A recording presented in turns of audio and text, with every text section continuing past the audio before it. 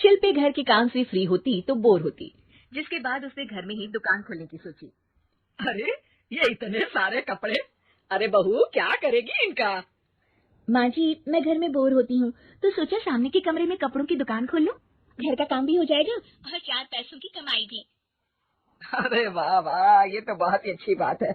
मैं भी तेरी मदद कर दिया करूंगी। वाह माँ जी, तब तो मजा आ जाएगा। अब हम दोनों मिलकर खूब पैसे कमाया करेंगे। अब क्या था, सास बहू का काम चल पड़ा। एक दिन, अरे राकेश की माँ, सुनती हो? कहाँ चली गई? भूख के मारे पेट में चूहे कूद रहे हैं। अरे नंदिनी, कहाँ हो? भूख लग रही है। पापा कहाँ है माँ? पता नहीं बेटा, भूख लग रही है। आज तो किसी ने चाय भी नहीं पूछी।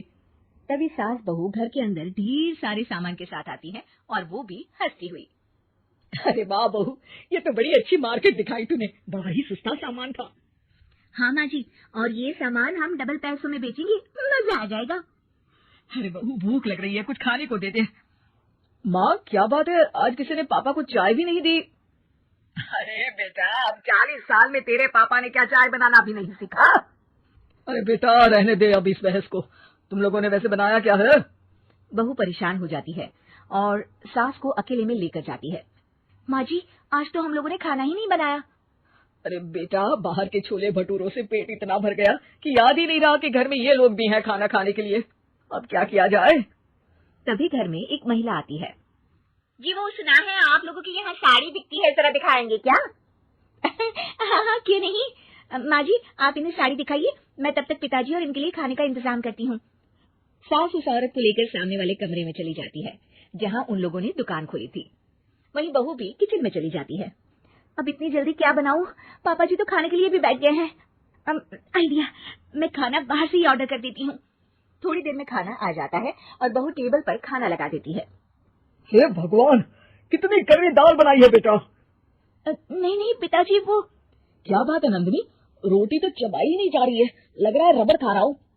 एक तो इतने महंगे होटल से खाना मंगवाया और वो भी इन लोगों को पसंद नहीं आया। तभी सास नोट गिनती हुई बाहर आती है। वाह माँ जी, बड़ी कमाई हुई लगती है। हाँ, मैंने वो 2000 वाली साड़ी 3000 में बेच दी। अरे वाह माँ जी। दोनों सास बहू बहुत खुश हो जाती हैं। मेरे पेट में ना बेटा जोर का दर्द हो रहा है। अरे माँ, क्या हुआ? पेट में दर्द? बाहर का कुछ खाया था क्या? मैदा तो नहीं खा लिया? मैंने छोले भटूरे खाए थे। माँ क्यों खाए? आपको तो पता है कि आपको मैदा सूट नहीं करता। चलिए माँ को डॉक्टर के पास ले जाते हैं। तभी अंदर से पापा की आवाज आती है।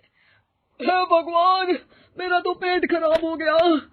सब पिताजी के पास जाते हैं। पिताजी, आपको क्या हुआ?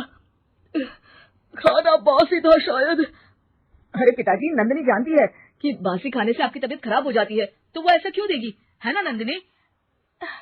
वो खाना मैंने बाहर से ऑर्डर किया था। मैं और माँ दुकान का सामान लेने गए थे, इसलिए खाना नहीं बना पाए। क्या नंदिनी, दुकान के चक्कर में तुमने तो सारे घर का हाल बिगाड़ रखा है। चलो अब माँ और पापा को लेकर अस्पताल चलते हैं।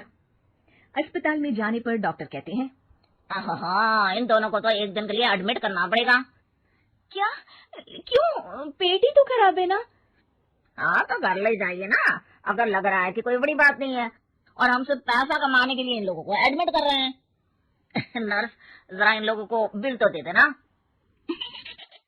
चलिए मैं आप लोगों को टैक्स समझा देती हूँ। जब बहू के हाथ में बिल आता है, हे भगवान, 60,000 रुपए! इतना तो मैंने कमाया भी ना था। अब समझ गई कि कमाई के चक्कर में घर के लोगों की सेहत के साथ मैं खिलवाड़ कर रही थी।